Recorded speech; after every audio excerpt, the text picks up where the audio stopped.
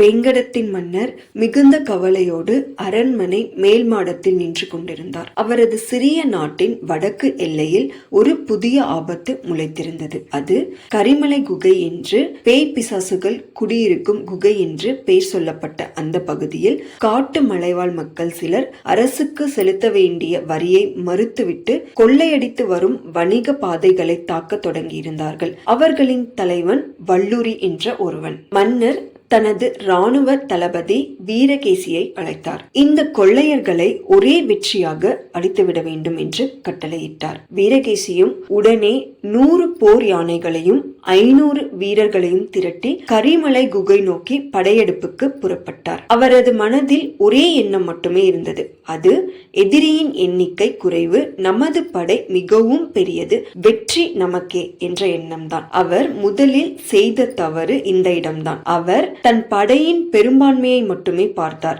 ஆனால் தன் எதிரியின் பலம் பற்றி சிந்திக்கவில்லை. குகை பகுதியை அடைந்ததும் படையினர் மலைப்பாம்பு போல் நெளிந்து செல்லும் குறுகிய பாதைகளில் சிக்கிக் கொண்டனர். பக்கவாட்டில் செங்குத்தான பாறைகள், போர் யானைகள் அங்கு பயனற்று போயின.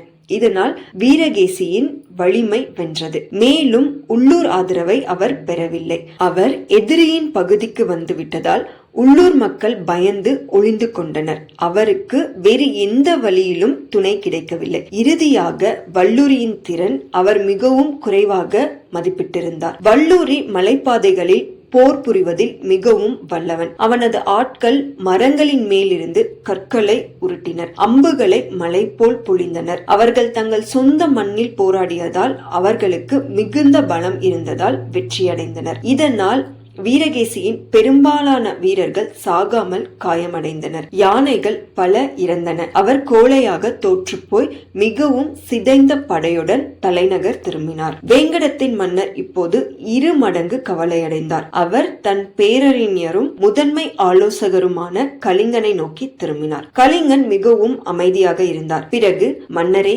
நாம் முதல் தோல்விக்கு காரணம் நமது கணிப்பில் 4 வலிமைகளை ஒன்றின் குறைபாடுதான் என்றார். 4 வலிமைகளா? மன்னர் வினவினார். ஆம் என்று அவர் மேலும் விளக்கினார். 1. கரிமலை பகுதியில் நேருக்கு நேர் மோதுவது அபாயம்.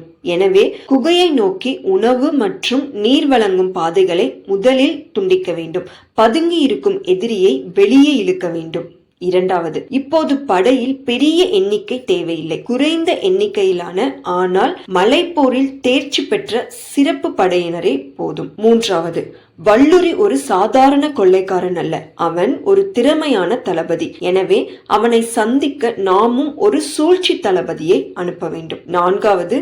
இதுவே மிகவும் முக்கியமான சிந்தனை. வல்லூரியின் கொள்ளை கூட்டத்தில் துன்பப்படும் உள்ளூர் மலைவாழ் மக்களை நமது பக்கம் சேர்த்து கொள்ள வேண்டும். அவர்களுக்கு உணவு, பாதுகாப்பு வழங்கி அவர்களின் உதவியை பெற வேண்டும். அவர்களே நமக்கு மிகவும் துணையாக மாறுவார்கள். உடனடியாக மிகுந்த நம்பிக்கையோடு இந்த திட்டம் செயல்படுத்தப்பட்டது. கலிங்கனின் சீடனான நயமானி என்பவர் ஒரு சிறிய தேர்ந்த படையுடன் மலைவாழ் மக்களின் உதவியோடு அங்கு சென்றார். உள்ளூர் வழிகாட்டியின் உதவியால் குகைக்குள் ரகசிய நுழைவு வழியை கண்டுபிடித்தனர். வல்லூரி உணவு பாதை துண்டிக்கப்பட்டது. மேலும் அவனது ஆட்களில் பலர் தங்கள் சொந்த குடும்பங்களை பாதுகாக்கும் புதிய துணை அரசுக்கு சரணடைந்தனர். இறுதியில் போரே இல்லாமல் மிக குறைந்த இரத்த பலியுடன் வல்லூரி சரணடைந்தான். பாதுகாக்கப்பட்ட வணிக பாதைகள் மீண்டும் திறக்கப்பட்டன. வேங்கடத்தின் மன்னர் மிகவும் மகிழ்ச்சி அடைந்தார். அவர் கலிங்கனிடம், நீங்கள் சொன்ன அந்த 4 வலிமைகளின் ஞானம்தான் வெற்றியின் சாவியாக இருந்தது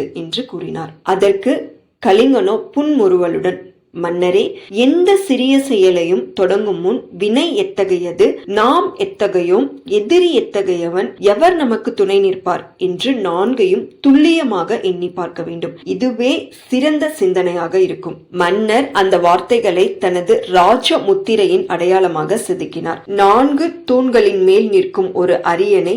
ஒவ்வொரு தூணும் ஒவ்வொரு வலிமையை குறிக்கும். அது அவருக்கும் வருங்கால தலைமுறைக்கும் ஒரு நிரந்தர பாடமாக அமைந்தது. இவ்வாறே வாழ்க்கையில் எந்த ஒரு சூழ்நிலையை எதிர்கொள்ளும் போதும் நாம் நினைவில் வைத்துக் கொள்ள வேண்டியது நம் வலிமை என்ன, நம் எதிரியின் வலிமை என்ன, நம் சுற்றியுள்ள அனைத்து மக்களின் பங்கு என்ன, அந்த செயலின் வலிமை என்ன, இதையெல்லாம் ஆராய்ந்து நாம் செயல்படுத்தினால் மட்டுமே எவ்வளவு பெரிய சவாலாக இருந்தாலும் எளிதாக அதை எதிர்கொள்ள முடியும். நன்றி.